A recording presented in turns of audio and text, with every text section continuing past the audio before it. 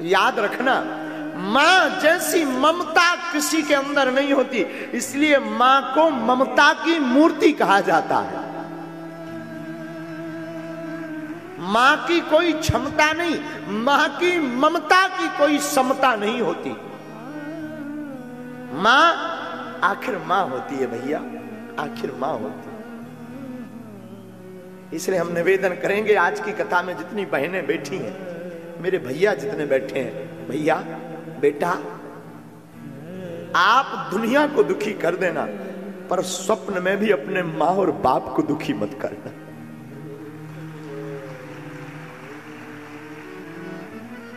मां पर क्या बीतती है मां जानती है। पूछना कभी मां के ऊपर, विचार करना आप कभी ममता पर।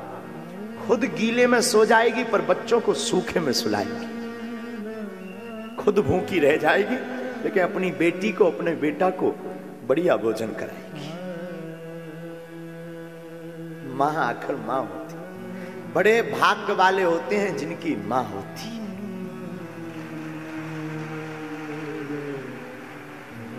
मां कोई साधारण मूर्ति नहीं, मां भैया इस धरती के माता पिता भगवान हैं।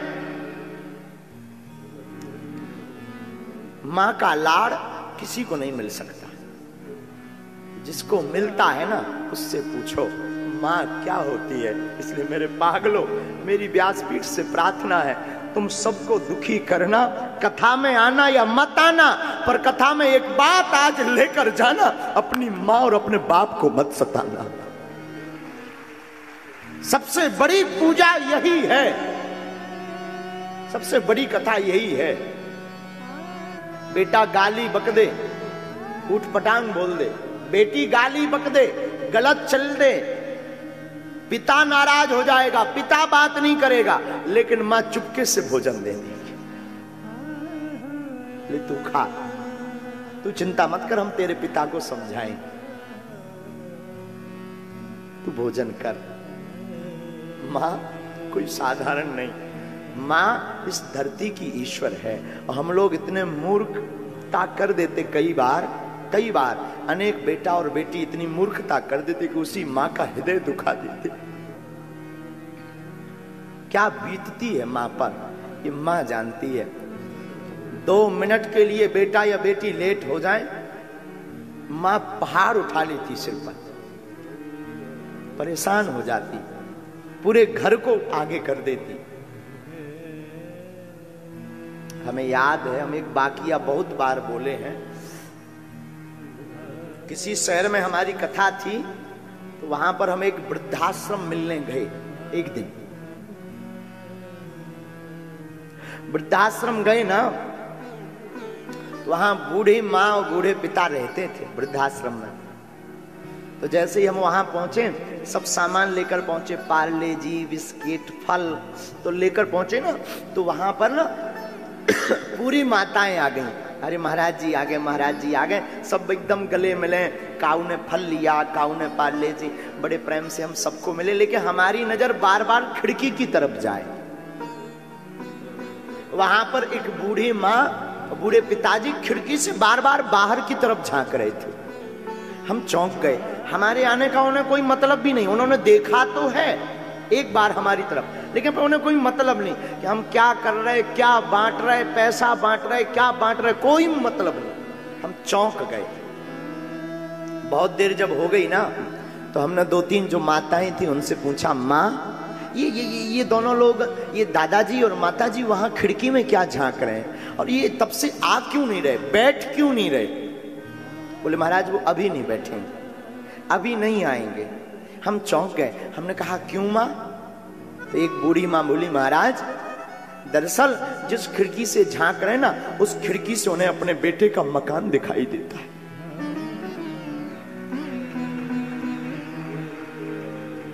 और उनको नाती को देखने की आदत है। उनका नाती स्कूल से जब उतरता है बस से, तो उनके अंदर ललक रहता कि हम अपने नाती को एक बार भर नजर देख लें।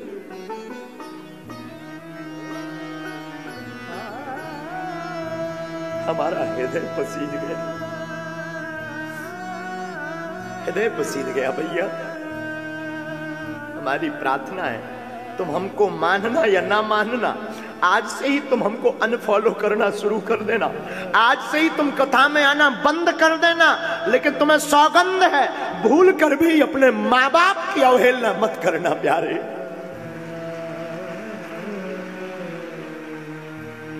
माँ बाप इस धरती के ईश्वर हैं, माँ बाप से बड़ा कुछ नहीं।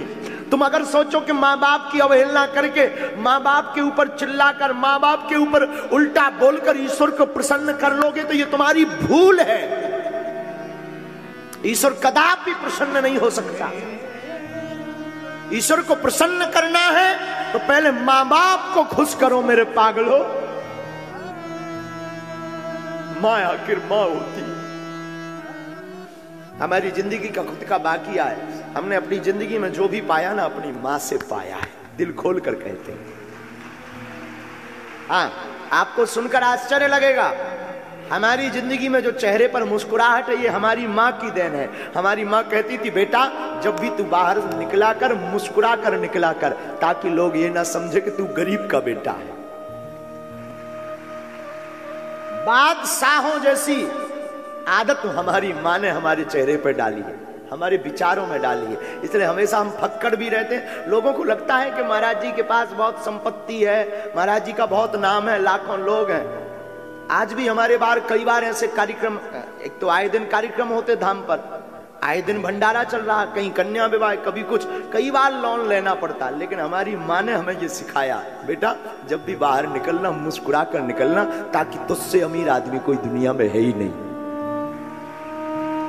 हमने अपनी माँ से सीखा है, बहुत करीब से सीखा हमने अपनी माँ से, बहुत। और आज भी हमारी माँ कितने भी दूर रहे, कोसों दूर हो जाते, भारत छोड़ के भी बाहर हो जाते हैं, देखिए वो हमेशा 24 घंटे, एक तो टीवी पर देख रही होगी तो टीवी पर देखेगी, आज आंखें लाल थी बेटा तुम्हारी, सोए नहीं, सोया करो, ज्यादा मत चिल्लाया करो, गला फूल जाएगा। हजारों किलोमीटर दूर रहने के बाद भी माँ करीब रहती है, नजदीक रहती है। कभी मत सताना, सबको सताना, माँ बाप को मत सताना, लौट कर नहीं मिलते तुम।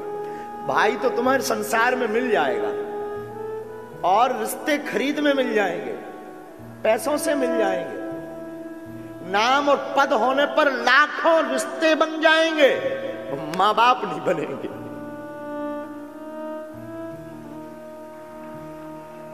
माँ बाप सबको नहीं मिलते भैया, माँ बाप की छाया जिस पर होती है वो दुनिया का सबसे अमीर आदमी होता है। नमस्कार मेरी YouTube फैमिली, आज का प्रसंग आपको बहुत पसंद आया होगा, ऐसी उम्मीद करती हूँ, और इसी तरह की वीडियोस मैं आपके सामने लेके आती रहूँगी। बागेश्वर धाम सरकार हमारे सबके बहुत ही इंस्पिरेशन है, ऐसा मैं मानती हूँ, और मुझे लगता है आपको भी पसंद आती होगी इनकी वीडियो। तो मिलती हूँ अगली वीडियो के साथ। मैं हूँ डॉक्टर सुधा और आप देख रहे हैं शास्त्रार्थ। तब तक के लिए राम राम।